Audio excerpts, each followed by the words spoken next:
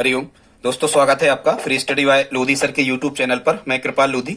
दोस्तों, आज हम आपको लेकर के आए हैं गणित का बहुत ही इंपॉर्टेंट टॉपिक। दोस्तों, हम पार्ट फर्स्ट में आपको रैखिक सममिति के बारे में बता चुके हैं। सममिति दो प्रकार की होती है, रैखिक सममिति और घूर्णन सममिति।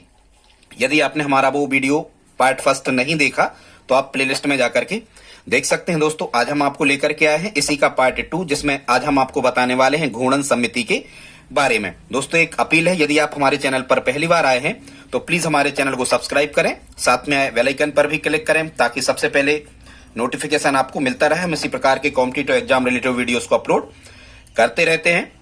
दोस्तों, यहां से मुख्यतः रेलवे एग्जाम में और सभी राज्यों की टीईटी या हम कहें कि सीटीईटी एग्जाम में निश्चित रूप से प्रश्न आना ही होते हैं। तो बगैर देर किए हुए स्टूडेंट्स, आइए प्रारंभ करते हैं आज का टॉपिक।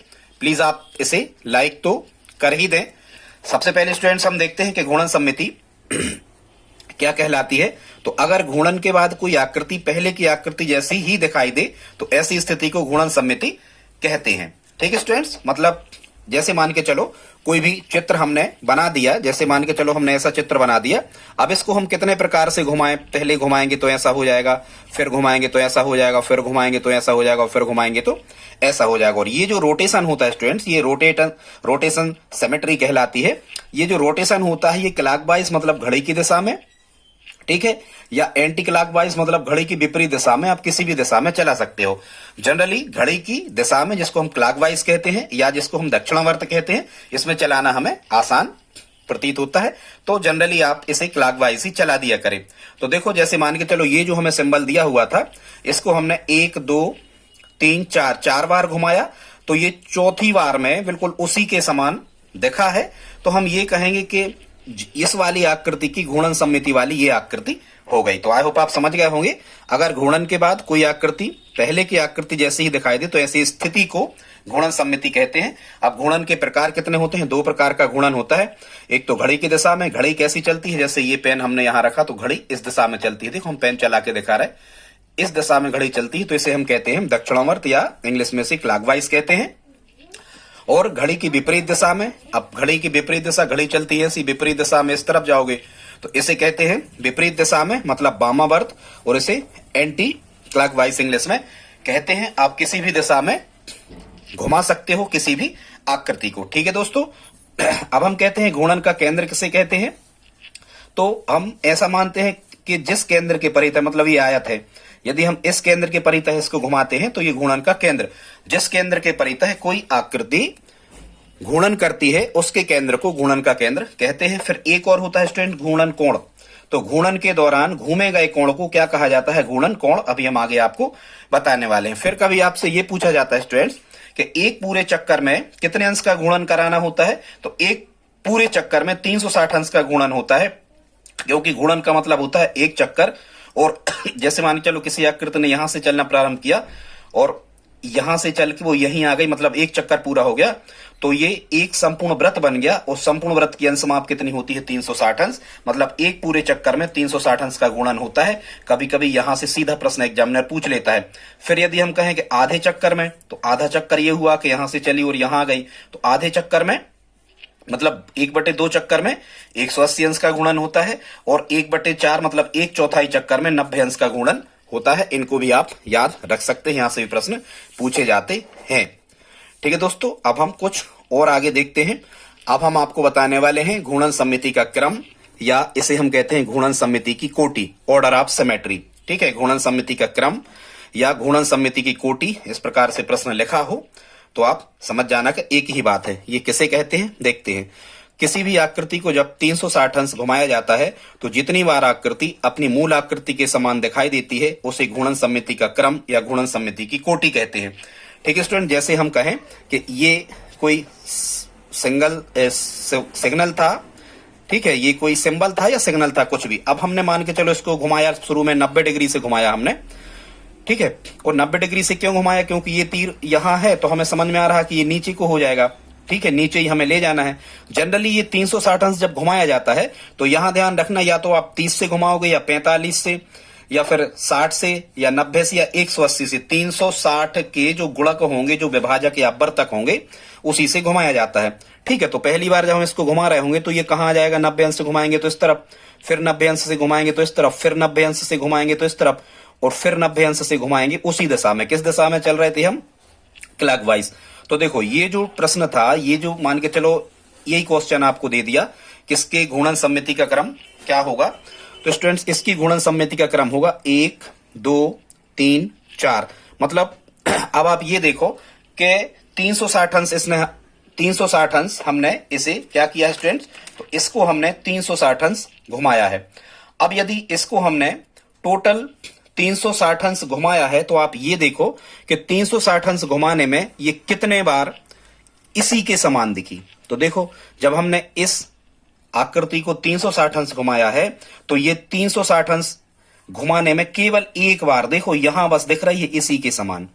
तो हम ये कहेंगे कि इस आकृति के घूर्णन सममिति का क्रम या घूर्णन सममिति की कोटि कितनी होगी, 1 होगी। आई होप आप समझ गए होंगे। यदि स्टूडेंट्स नहीं समझे हो तो फिर से आप सुन लो, हम फिर से बोल दे रहे हैं। किसी भी आकृति को जब 360 अंश घुमाया जाता है तो 360 अंश घुमाने में वो जितनी बार अपनी मूल आकृति मतलब इसी के समान दिखाई देती है उसे घूर्णन सममिति का क्रम या घूर्णन सममिति की कोटि कहते हैं। इसका एक फार्मूला भी है, घूर्णन सममिति का क्रम बराबर होता है 360 अंश बटे घूर्णन का कोण, और घूर्णन कोण बराबर होता है 360 बटे घूर्णन क्रम। ठीक है, घूर्णन कोण बराबर 360 अंश बटे घूर्णन क्रम। अब हम करते हैं कुछ प्रश्नों को, ये 2 फार्मूला भी पूछे जाते हैं, इनको भी आप मेमोराइज कर लें। अब हम देखते हैं कुछ प्रश्नों को जहां से हमें प्रश्न एग्जाम में भी आना होते हैं। देखते हैं फर्स्ट क्वेश्चन स्टूडेंट्स, इसमें कह रहे हैं समबाहु त्रिभुज का घूर्णन कोण व घूर्णन सममिति की कोटि या घूर्णन सममिति का क्रम क्या होगा। तो जैसे मान के चलो हम एक समबाहु त्रिभुज बनाते हैं, ये हमने समबाहु एक त्रिभुज बना लिया, इसकी तीनों भुजाएं बराबर हैं, वो प्रत्येक कोण कितने अंश का होता है, समबाहु का 60 अंश का होता है। ठीक है, अब हम मान के चलो इसे क्लॉकवाइज घुमाएंगे, यहां हम कहीं निशान लगा लेते हैं। ठीक है स्टूडेंट्स, अब घुमाने में क्या होता है कि सबसे पहले तो आप कोण चेक किया करें। तो यहाँ एक कोई अपन ने जब लाइन डाली तो ये कोण हो जाएगा, समबाहु त्रिभुज का प्रत्येक कोण 60 का होता है, तो ये हो जाएगा 60, तो ये कितना हो जाएगा 120। यदि ये 120 से घुमा रहे हैं हम तो वैसे ही आपको क्रम तो पता चल ही जाता है कि क्रम होगा 360 बटे घूर्णन कोण, मतलब 360 बटे 120, 120 से 360 3 बार कट गए, मतलब इसका आंसर सही क्या निकल के आ जाएगा, 3 निकल के आ जाएगा। कितना निकल के आ जाएगा, 3 निकल के आ जाएगा। मान के चलो इसको यहां हमने कोई निशान लगा दिया, अब आप इसको पहली बार घुमाओ। जब आप इसको पहली बार घुमाओगे तो चूंकि समबाहु त्रिभुज है तो पहली बार 120 से आपने घुमाया, कितने से 120 अंश से इसको घुमाया, तो भी देखो आप वो इसी के समान दिख रहा। फिर मान के चलो ये निशान यहां था, अब यहां के बाद हमने घुमाया तो यहां आ गया, लेकिन आकृति तो इसी के समान दिख रही। हमने फिर घुमा दिया 120 अंश से इसको फिर घुमा दिया तो ये निशान कहां जाएगा, यहां, लेकिन आकृति तो फिर मूल के समान दिख रही। फिर हमने 120 अंश से फिर घुमा दिया तो ये निशान कहां आ जाएगा स्टूडेंट, ये निशान आ जाएगा यहां। लेकिन देखो तीनों बार हमने 3 बार 120 से घुमाया तो 3 बार 120 जोड़े तो कितने हो गए, 360 अंश हो गए। तीनों बार घुमाने में ये जो त्रिभुज हमें दिख रहे हैं ये मूल त्रिभुज के समान ही दिख रहे हैं, मतलब इसकी घूर्णन सममिति का क्रम कितना होगा स्टूडेंट, 3 होगा। इसकी समबाहु त्रिभुज की घूर्णन सममिति की कोटि या घूर्णन सममिति का क्रम कितना होगा, 3 होगा। और यदि कोण की चर्चा आपसे करें कि घूर्णन सममिति का कोण कितना होगा तो 360 अंश बटे घूर्णन कोटि यहां रख दो 3, तो 3 से 360 कट गए तो कोण होगा 120 समबाहु त्रिभुज का, और घूर्णन सममिति की कोटि कितनी होगी, 3। ये आप याद ही करते चलें। तो ये फर्स्ट क्वेश्चन था स्टूडेंट्स। आगे देखते हैं सेकंड क्वेश्चन को। इसमें कह रहे हैं आयत के लिए घूर्णन कोण और घूर्णन सममिति का क्रम क्या होगा। किसके लिए कह रहे हैं स्टूडेंट्स, ये कह रहे हैं आयत के लिए। तो इसको आप कैसे करोगे, सबसे पहले तो आप एक आयत बना लो। मान के चलो ये हमने आयत बना दिया, ठीक है, ये मूल आकृति हो गई। अब हम करते हैं इसको घुमाना शुरू। तो जब हम पहली बार इसको क्लॉकवाइज से घुमा दो, जब पहली बार हम इसको घुमाएंगे 90 अंश से तो इसकी आकृति ये होगी। मान के चलो ये कुछ डिफरेंस बन रहा पर समझ जाना। फिर जब हम दोबारा घुमाएंगे तो इसकी आकृति ये होगी। फिर हम फिर से जब घुमाएंगे तो इसकी आकृति ये इस प्रकार की हो जाएगी। और जब हम फिर से घुमाएंगे, और ये कितने अंश से घूम रहा है स्टूडेंट्स, ये घूम रहा है कितने अंश से, 90 अंश पर हम इसको घुमा रहे हैं आयत को। ठीक, तो देखो कोई भी निशान लगा लो, यहां हमने निशान लगा दिया, और पहली बार हमने घुमाया तो ये निशान यहां आ गया, फिर ये निशान यहां आ गया, फिर ये निशान यहां आ गया, और फिर ये निशान यहां आ गया। अब ये देखो कि हमने 90-90 अंश से 4 बार इसको घुमाया, और 90 यहां बन रहा था, यहां बढ़ा के देख लिया करे कि कितने से घुमाना है। अब हमने जब इस आयत को 90-90 अंश से घुमाया, और टोटल हमें कितना घुमाना होता है स्टूडेंट्स, टोटल हमें घुमाना होता है 360 अंश।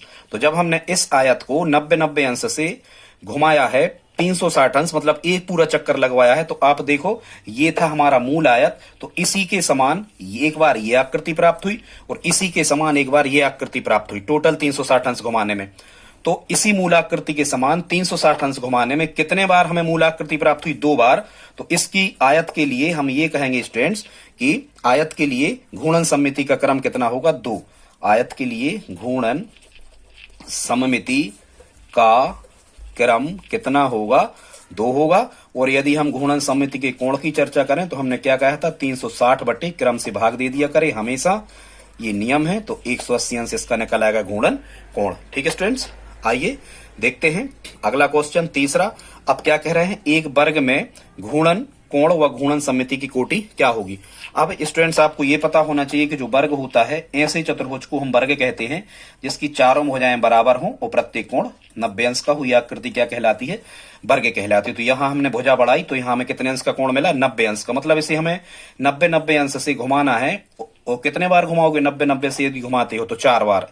एक बार हमने घुमाया, मान के चलो यहां हमने निशान लगा दिया, ठीक है, हमने घुमाया तो ये निशान यहां आ गया, फिर हमने फिर उसी दिशा में क्लॉकवाइज घुमा रहे हम घड़ी की दिशा में, फिर हमने घुमाया तो ये निशान यहां आ गया, फिर हमने फिर एक बार घुमाया, इसी को हमने फिर एक बार घुमाया तो यह निशान यहां आ गया, और हमने फिर इसी को 9×3 = 270 होगा, फिर हमें घुमाना है 360, और यहां घुमाया तो ये निशान यहां आ गया। तो आप ये देखो, निशान से मतलब नहीं है, आप जब पहली बार घुमाया था इसको तो भी ये इसी के समान दिख रहा है, जब आपने इसे दूसरी बार घुमाया तो भी इसी के समान दिख रहा, तीसरी बार भी इसी के समान दिख रहा, और चौथी बार भी इसी के समान दिख रहा है। ठीक है स्टूडेंट, तो कितने बार दिख रहा है, तो ये हमें स्टूडेंट दिख रहा है कितने बार, 4 बार यदि दिख रहा है, तो यदि 4 बार इसी के समान हमें दिख रहा है तो हम ये कहेंगे कि इसके सममिति की कोटि, घूर्णन सममिति की कोटि कितनी होगी वर्ग के लिए, 4। ठीक है, पूरा नहीं लिख रहे हम। और घूर्णन कोण कितना होगा, 360/4, तो घूर्णन कोण कितना होगा, 90 अंश, और घूर्णन सममिति का क्रम क्या होगा, 4। कुछ स्टूडेंट्स हमने हल नहीं किए हैं, आप खुद से करके देख लेना, यहां हमने उनके आंसर लिख दिए हैं जहां से प्रश्न बनते हैं। समांतर चतुर्भुज की घूर्णन समरूपता का क्रम 2 होता है। अब समांतर चतुर्भुज क्या कहलाता है, जिसकी 2 भुजाएं, दोनों आमने सामने की भुजाएं समांतर हों और बराबर हों, सम्मुख कोण भी बराबर होते हैं। समांतर चतुर्भुज की घूर्णन समरूपता का क्रम 2 होता है। सम चतुर्भुज की घूर्णन सममिति का क्रम भी 2 होता है। समलंब चतुर्भुज की घूर्णन सममिति का क्रम 1 होता है। पतंग की घूर्णन सममिति का क्रम भी 1 होता है। अब और वृत्त की घूर्णन सममिति का क्रम कितना होता है, अनंत होता है। स्टूडेंट्स, इनको आप या तो करके देख ले, या करके आप नहीं देख पाते हैं तो इनको मेमोराइज कर लें, इनको याद कर लें, यहां से निश्चित रूप से आपसे प्रश्न बनते हैं। ठीक है, अब हमने वही क्वेश्चन लिया है जिसको हमने शुरू में एग्जाम्पल में समझाया था। ये हमारा 10वां क्वेश्चन है। ये कोई भी आकृति बनी हुई है, कह रहे इसकी सममिति के घूर्णन का क्रम क्या होगा, तो हम इसको स्टूडेंट्स यहां हम कोई रेखा खींच लेते हैं नीचे की ओर, या बाजू की ओर खींच दिया करे, बाजू की ओर तो खींचने पे 180 आ रहा, कम से कम खींची जाती है। तो ये 90 अंश से जैसे हम इसको घुमाएंगे, तो जब हम इसको फर्स्ट टर्म घुमाएंगे तो ये तीर कहां जाएगा, इस तरफ क्लॉकवाइज। फिर हम 90 अंश से घुमाएंगे, तो जब हम फिर से स्टूडेंट्स 90 अंश से घुमाएंगे तो ये तीर कहां जाएगा, इस तरफ। फिर अगली बार फिर हम 90 अंश से घुमाएंगे तो ये तीर कहां जाएगा, इस तरफ। और फिर जब हम इसे 90 अंश से घुमाएंगे तो ये तीर कहां जाएगा, इस तरफ। मतलब ये देखो कि हमने 90 चौको 360 अंश ही हमें टोटल घुमाना होता है, कि इस आकृति को 90 4 बार, मतलब 360 अंश कुल घुमाने पर हमें कितनी बार ये मूल आकृति के समान मिलती है, तो 1 बार ही मिल रही है। देखो इसी के समान 1 बार मिल रही है, 360 अंश घुमाने में 1 बार मिल रही है। इसका मतलब घूर्णन सममिति का क्रम कितना होगा, 1 होगा, और घूर्णन सममिति का कोण कितना होगा, 360 बटे घूर्णन क्रम, मतलब 360/1, तो घूर्णन कोण कितना हो जाएगा, 360 अंश। आई होप आप समझ गए होंगे। ठीक है स्टूडेंट्स, यहां देखो ये यहां ये सही नहीं बना है, पर आप इसे क्या समझना, इसे आप समझना समषटभुज 11वां क्वेश्चन में। तो यहां हमने एक भुजा बढ़ा दी, तो यहां हमें ये कोण कितने अंश का दिख रहा, 30 अंश का दिख रहा है स्टूडेंट्स। कितने अंश का, 30 अंश का। मतलब हमें इसे 30 अंश पे क्लॉकवाइज घुमाना होगा, तो 30 अंश पे घुमाना होगा। तो यदि आप घूर्णन सममिति का क्रम डायरेक्ट भी समषटभुज में प्राप्त करना चाहते हो, तो 360 बटे आप क्या कह दो नहीं 30 अंश नहीं, ये 60 अंश है। कितना है ये 60 है, 60 कितना है 60, क्योंकि ये पूरा 120 है। तो ये कोण कितना है स्टूडेंट, ये 60 अंश है। तो यहां हम रख देंगे 60 अंश, 0 0 कट गए और 6 6 36। तो इसकी गुणन सममिति का क्रम कितना निकल के आ जाएगा, इसका गुणन सममिति का क्रम निकल के आ जाएगा स्टूडेंट्स कितना 6। ठीक, आई होप आप समझ गए होंगे। अब एक डायग्राम और लिखा है ये 12वां, इसको देखते हैं। तो यहां ये कुछ गोलाई है, कुछ चित्र सही नहीं बने हैं। यहां ये गोलाई है, इसकी गुणन सममिति का क्रम पूछ रहे हैं। तो स्टूडेंट्स इसकी गुणन सममिति का क्रम कितना होगा, 12वें का 2 होगा। आप घुमा के देख लेना।